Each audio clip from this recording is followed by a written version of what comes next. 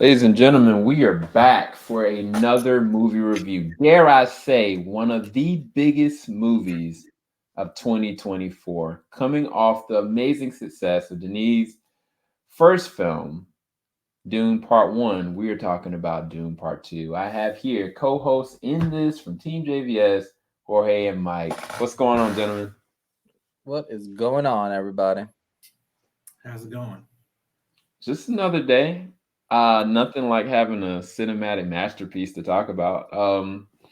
But I could be wrong. I mean, I don't know. You guys may feel differently. We're gonna go into the daggone thing. But these I got gentlemen just got out of the movie. I saw it a week and a half ago. So we're gonna kind of first time talking about it and unpack it in a non-spoiler effect. So if you guys want spoilers, let us know. Maybe we'll come back and do like a rewatch of the first one and compact things about the second one and kind of divulge that in a different review. But in the meantime, unlike what we're seeing with Mike has, we're gonna really go in. No pun intended. Um, so first off, gentlemen, I know you guys kind of alluded to it, but the imagery, the visuals, um, it is astonishing what Denis was able to do with this film. Because a lot of it is just true practical scope and camera work, and the other part is amazing VFX.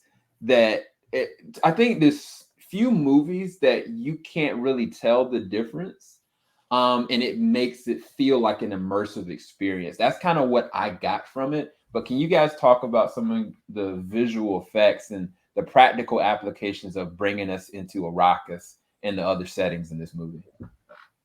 Yeah, I think this movie is the first movie in a long time that you feel like you're there and it feels real, it feels believable.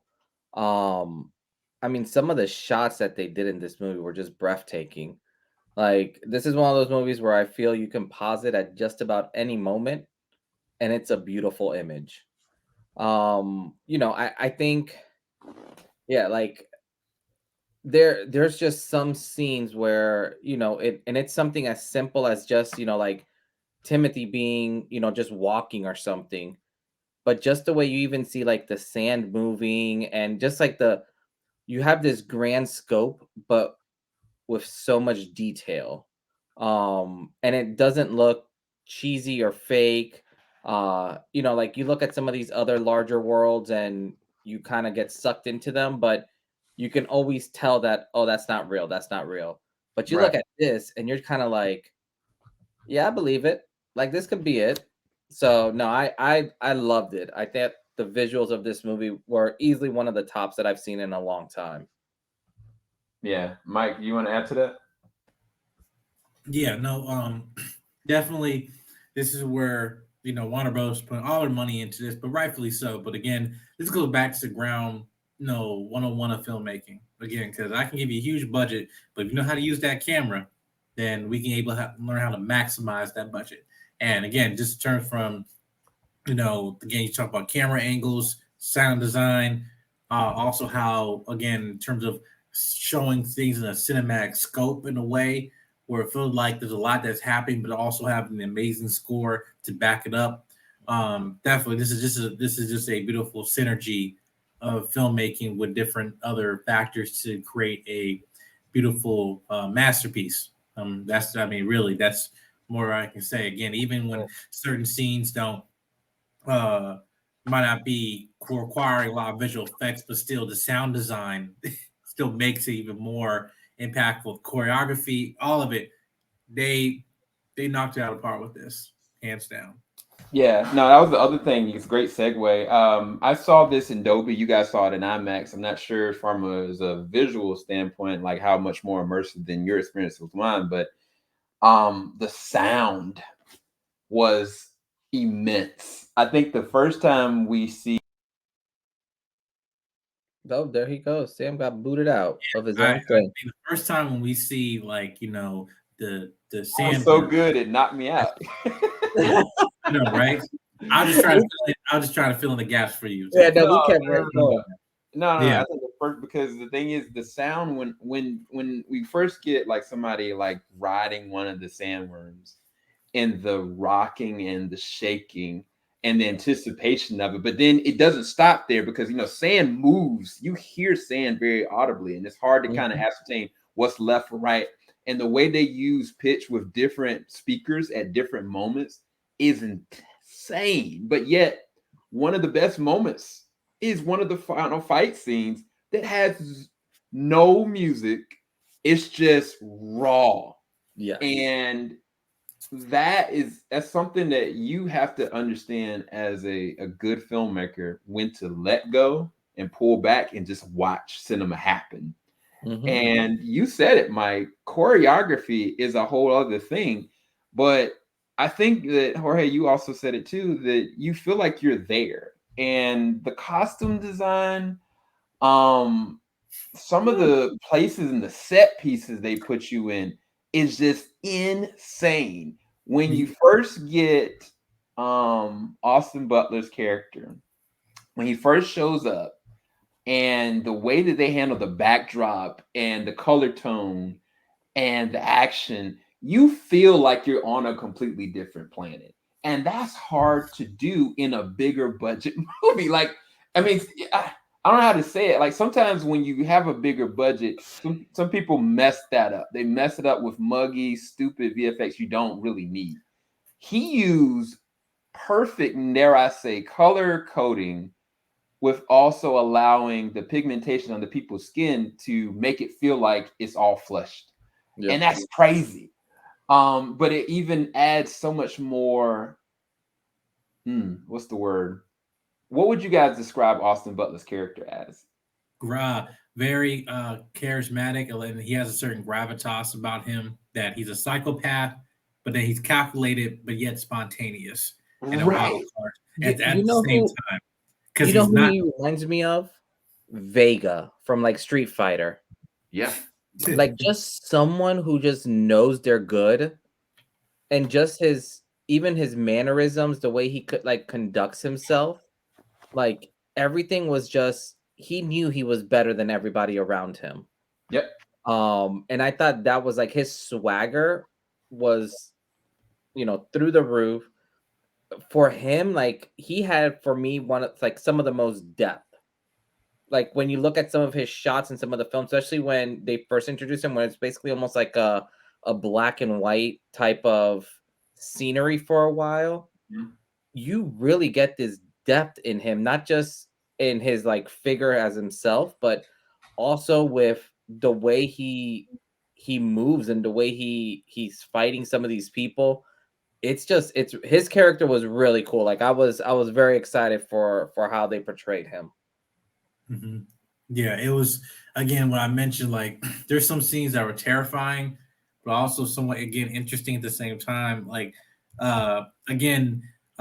we talk about the planet. That planet, when we go to the planet of Harkonnens, where they're from, again, it was like you were in a different atmosphere. We're in a different, not just we're in another, like, we're not in a planet with a different element. Like, no, the environment and color tone has changed. Even when, like, simple as like fireworks that would look, different, the way they, again, they do the prosthetics. Honestly, I have to give them, because it definitely, obviously, there's some makeup in there's that's a part to play in this, that actually enhance when they do these color graded, that actually contrasts as well with their skin. And then when they pick choices of like adding black here or whatever, and then when you're walking away from the atmosphere, now you're seeing certain pigmentation coming back when you're on different planets. It's still like it's still, again, it's setting the tone and atmosphere. As you talk about visual effects, again, I'm gonna say something jarring. My name's John Mike. This is what Star Wars should have been, but most likely never will be, unfortunately. Because it's the fact of, when you mentioned about with budget and visual effects, that you can get very cheap with a huge budget.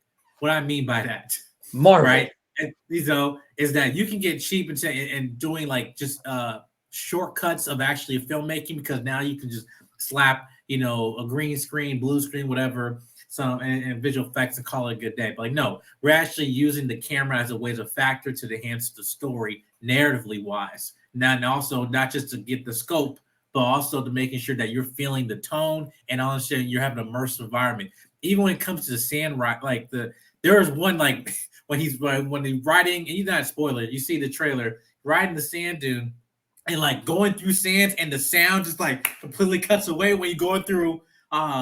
It's almost like you go on like a water like slide. How like the sound of water coming in, whooshing back and forth and stuff, and with sand, and how you just going into a dark area and they come out, and it just like I just felt immersed, and then my seat was shaking. It was shaking like it was in the IMAX theater, and again, I just felt really immersed with it. But at the same time, I was felt in that environment, even when in moments again where you're watching it from perspective where there's no score, no music. Again, that final you see that the fight you see is that again some of the best choreography I've seen this year so far.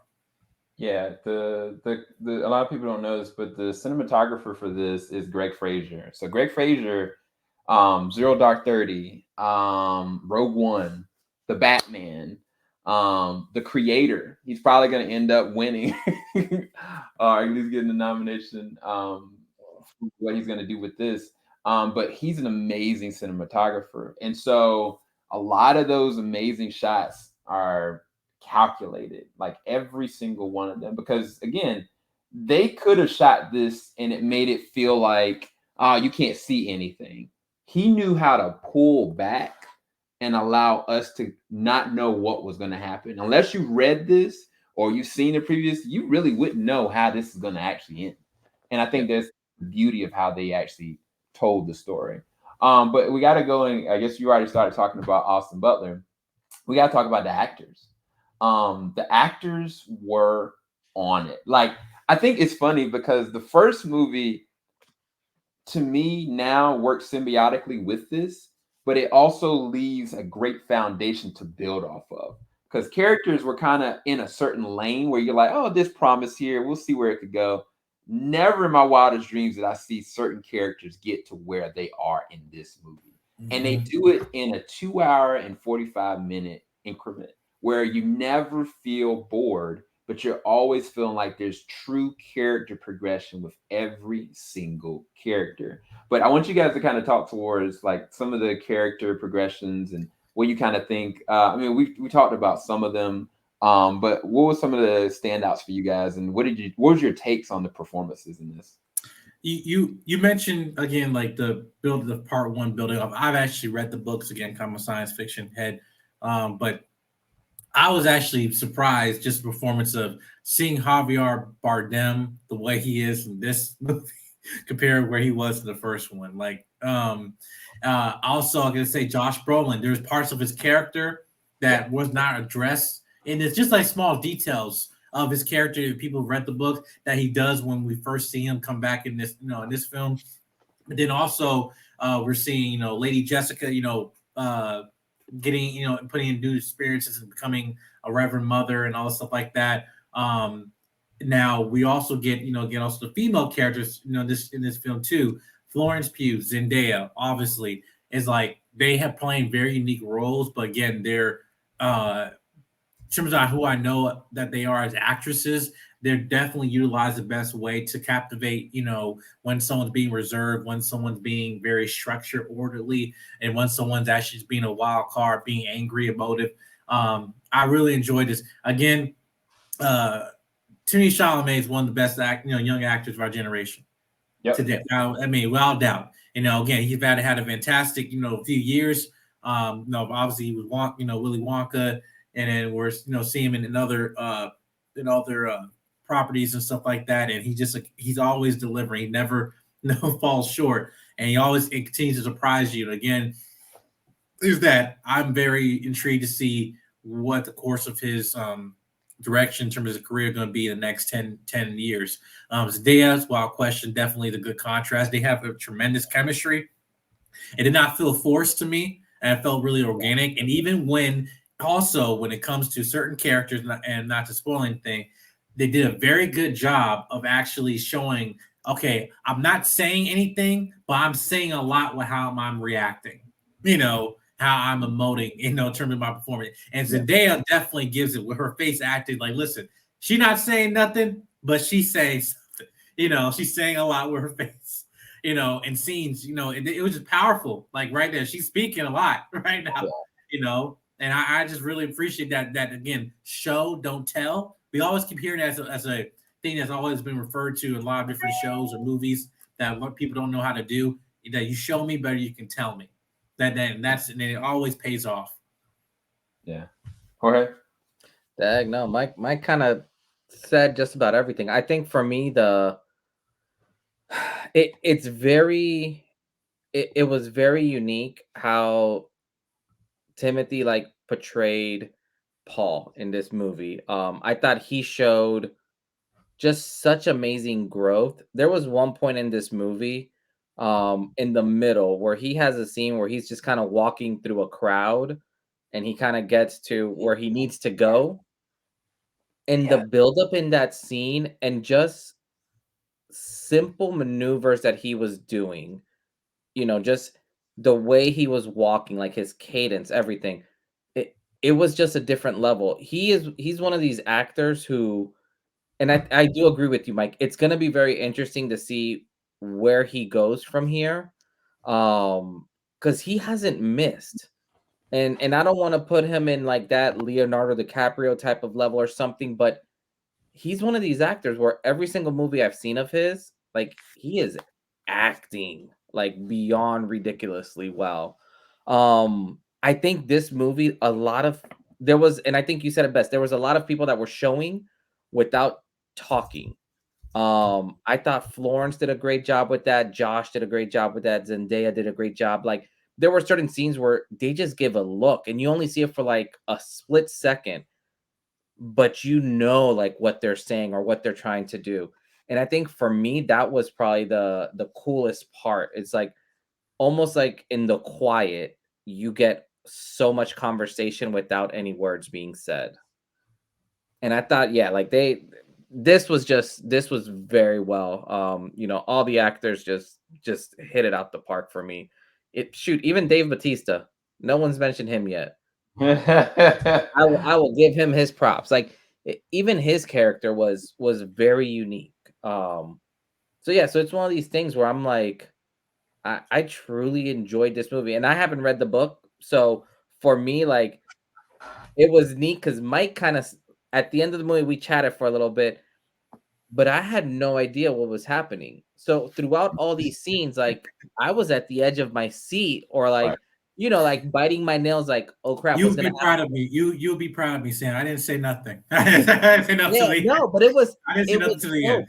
because it's one of these things where as soon as the movie ended, and this is where like I love going to movies with people that kind of understand a little, like not even a little, a lot more.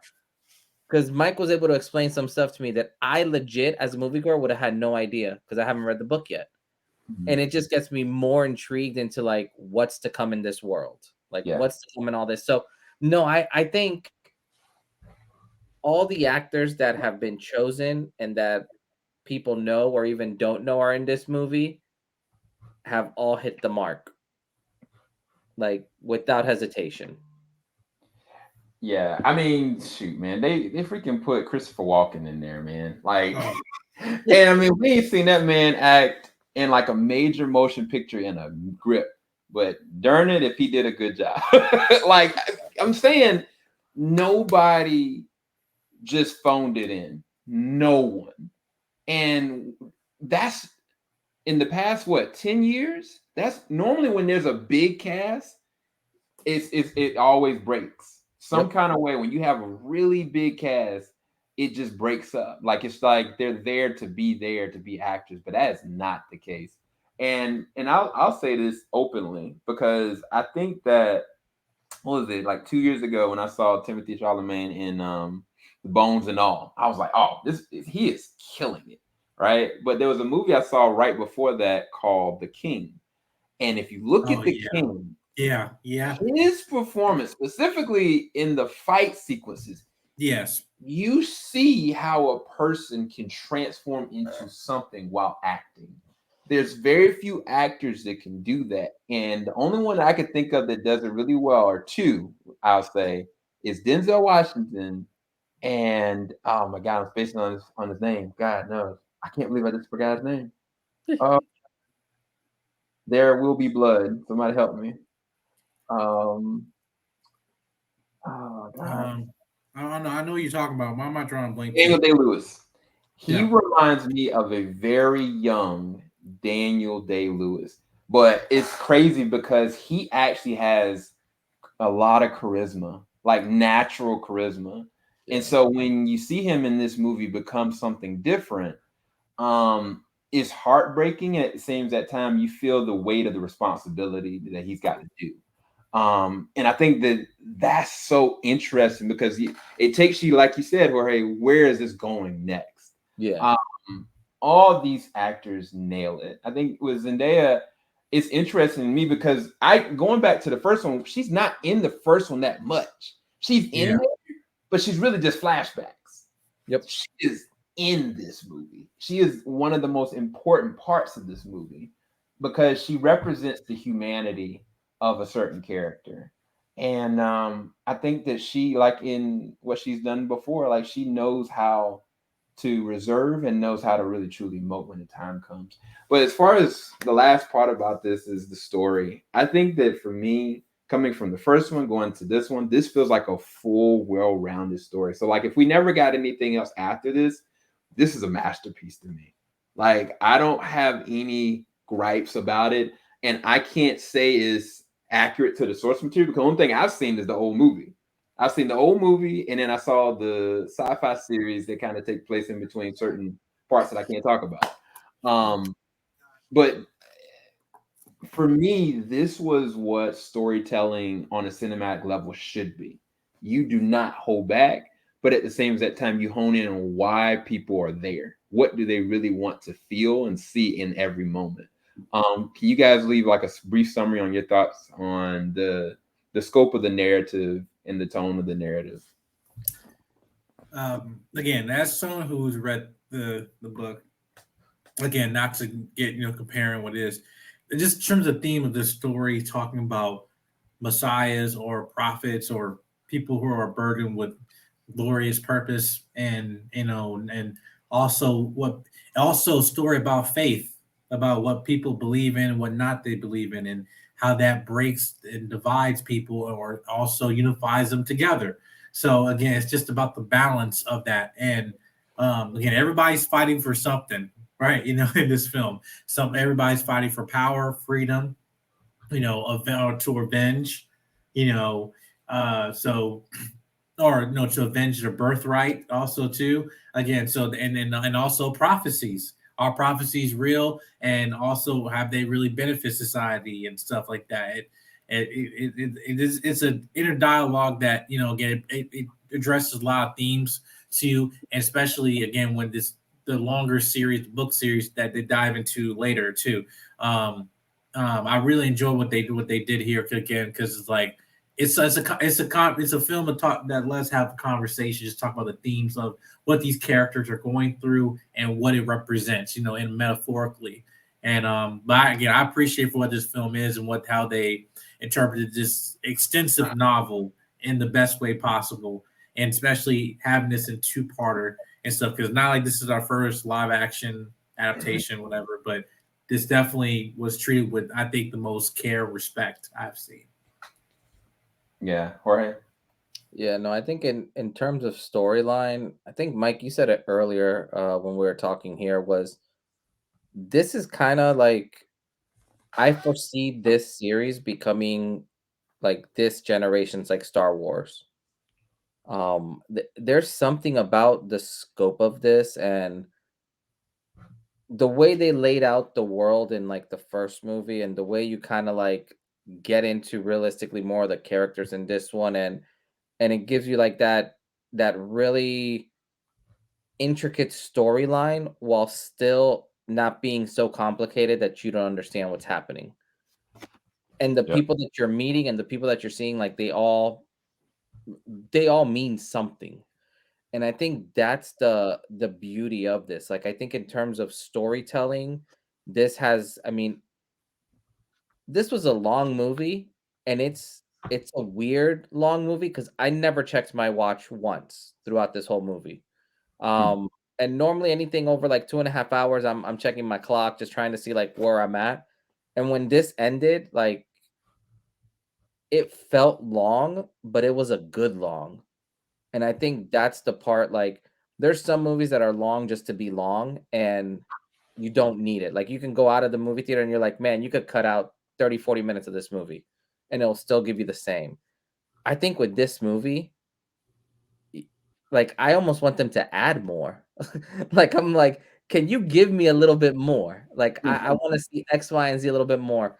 And I think that goes to show, like, what good storytelling is. Yeah. Because you don't need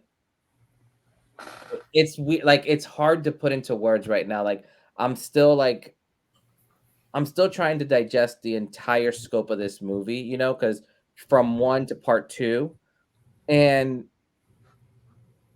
it's very hard for me to find a flaw right now in this movie.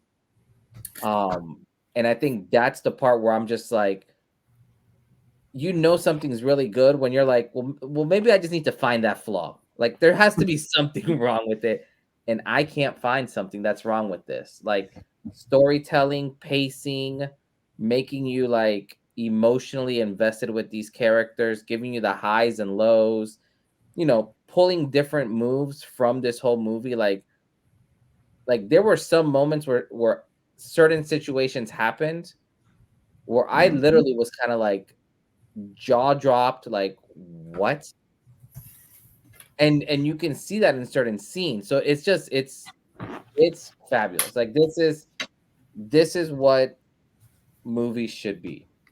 Like, you should be able to come out of a movie and feel so excited, not come out of it and be, talk about how there's cats in the movie, or not come out of it and talk about how terrible the CGI is.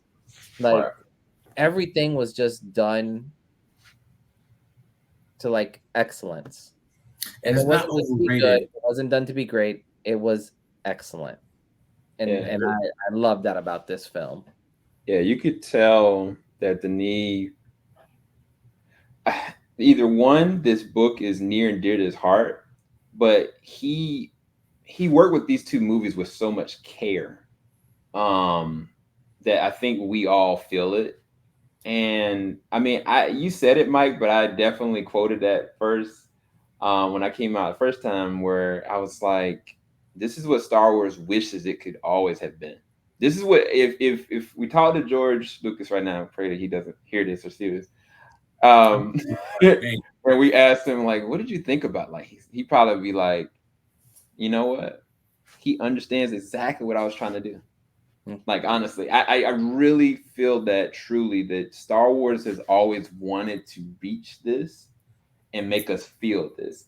And it's not about a lightsaber. It's not about a special gift. It's not about a power. Because even like some of the things, I wish I could spoil some. That there are certain supernatural elements to this and prophetic things in this, but they really don't amount to anything. Those are not the pivot. Yeah. The story and the purpose and the design of how this is supposed to go is everything. So it's like, I don't know, man. It's a masterpiece, dude. Like, I don't even know what kind of put it. I mean, I'll let you guys give your final thoughts. I'll do it first. I think that this is a near perfect film. I enjoyed this more than the first one personally, but I feel like after going back and watching the first one, they work symbiotically. Like, they look like one. I don't know how the best way I can kind of put it. Like, if you look at them back to back, this is that book that, either you read it or you've heard about it, you've seen it adapted. This is the perfect adaptation of whatever that was supposed to be. This is a 10 out of 10 for me. A plus for me. Highly recommended. I'll let you guys go. Yeah, I'll keep mine short and sweet. Like, this was perfection. Like, cinematically, in every aspect of it: sound, score, choreography, fight scenes, tender moment scenes. Like, this has it all. Yeah, this is, and I told, well, me and Mike did a quick little video of it. This is like the first major hit of this year, and it is phenomenal. It was worth the wait. It came, end of February, but it's 100% worth it. This is, you will come out of here so happy. Like just like if you just like, even if you don't like the story, visually you can't be mad at this. Right. Like there's something for everyone in this film. So yeah, this is a 10 out of 10 for me. No hesitations at all. Before Mike goes, and this is an honest question, do you guys honestly think that there's any movie that's going to come out this year on a blockbuster level that will beat this? Because I'm not talking about, like you got indie films that'll come out, you got Oscar bait films that are gonna probably be good. We're gonna have our, superhero-esque kind of amazing times, but just a raw, good blockbuster film on this level and scope. I don't know. I don't see it. I said Joker, but then you saying not, is it considered indie? I guess. Yeah, but, it is. Okay. Let's see. I mean, again, there's also like there's visual effects in this movie. Then there's like, okay, like Twister. Like, I remember the first Twister, but hey, I'm trying to think. No, that Deadpool would be fun, but would be cinematic masterpiece? No. That's a good one, Sam. I really don't know. I think this one. I think Mad Max. The Furiosa movie, maybe. The reason why I asked this question is because every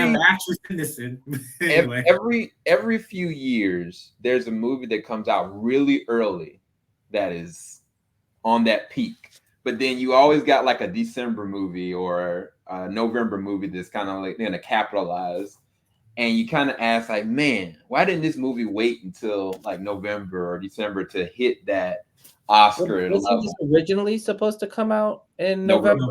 Yep. Yeah, it would have been right in line to be like Oscar nominated category. Well, I mean, if it would have came out last, it would have been competing against Oppenheimer, and I think that would have been difficult. Yeah. Well, no, I'm just saying, like, if you Oscar, no, he's absolutely right. He's absolutely right. Yeah, because my biggest category was too packed for. I'm like, I'd rather have this be bumped into the time it is right now, and then everybody be like, hey, you remember Dune? Oh, let's bring it back here. Yeah, then we have re-releases of a double feature, part 1, part 2 in November and later this year. Come on. That's money, y'all. That's money. I mean, yeah, I think that's my only fear is that this came out so early in the year. But I mean, you can't deny how good this is. I mean, the reason why I say that is because I think even the Batman fell into that same category. Like, it was really early, and it was like, I mean, they got it for cinematography, yeah, but nobody. It's hard to go back and think about something, especially when you go through like 100 movies after the fact. Sorry, Mike. Go ahead and you finish your final thoughts and rating of this film. Yeah. Again, I also want to say this because I heard somebody in the back while I was walking a few girls, so they're younger, but like they were saying, like, yeah, it's like Transformers. You see a bunch of CGI or visual effects, explosions, and sound and stuff. I guess that's what you're there for. I'm like, okay, but for me, it's like for someone who watch film on a consistent basis and stuff, it's like I also know when stuff can be overrated and everything and doesn't deliver. And just again, this without doubt, it's not overrated. If it's highly rated, it's deserving, and it doesn't disappoint. I mean, again, this is the first as of taping of this February, or when this movie come out in March. This is the first hit of the year, period. And honestly, after what I experienced this month in February and January, aside from films that have not been released to the public, Sundance, I'm happy we got this. I needed something. And Zendaya saved me. Zendaya was ready to attack Mike. She's looking at him like, "Now you know what you was about to say now." Right. So for you, what was the rating again? I mean, I don't like giving perfect scores, but like this just because there's no such thing as a perfect film. But it might, I give it 4.9 out of 5 or 4.95 out of 5. Ooh. Yes. Yeah. No, you didn't. I did. No, you did. That's an Easter egg for some of y'all. You know, but anyway, 4.9 out of 5 stars. No, you said it. You see, it came out your mouth. Yeah. I said what you really wanted to say. Yes, exactly. He was like, Well, that's why I went. Well, as someone who read the book and I'm happy, I'm like, woo, yeah. So yes. And if you're lucky, you'll be the highlight of the show because nobody don't have these, but I got it. I got the last one. I'm not even going to comment on what that is or what you do with it. So hopefully you guys enjoyed our non-spoiler review on Dune Part 2. If you guys want, we can possibly go back and do a spoiler review. I've convinced Lucas to go back and watch the first one. We're going to be doing a full open live movie theater experience on Twitch, and we're going to completely watch it in a watch party capacity with Lucas. So you guys want to see Lucas watching this, maybe we can get him to see the second one. So yeah, there's that. See, Mike's excited though. Yeah, I'd like to. My wife watched it. She didn't finish it though, but yeah. So Mike, where can everybody find more of your content, man? Yeah. You can find me here on TeamJVS. You can find me here also on Jedi Mike 7 on YouTube, Instagram, TikTok, and Twitter, or on X. But yes, you can find me there at handle Jedi Mike 7. Got content coming your way. We ain't stopping. We're doing good. That makes me. I warm my heart a little bit, Mike. I know, right? I don't think anybody remember that phrase anymore. I might end it on that. Jorge, what you got coming up that people should be searching out for? What do you got coming? I'm trying to think. No, you can find me here on TeamJVS. Look forward to covering a couple more festivals coming up here. So I know we just finished the Santa Barbara International Film Festival. We're probably going to be hitting South by Southwest. So just be on the lookout for more coverage from us. Yes, sir. Yes, sir. Yeah, we're going to go. Man, I forgot the phrase. Mike, help me. All right. See you on TeamJVS. We ain't going to stop. Peace. Hey, he did it. Yeah. Later, y'all. Anyway. Filing out the top of I can see the skyline. 50 mile radius on my timeline. Ain't nothing on my mind.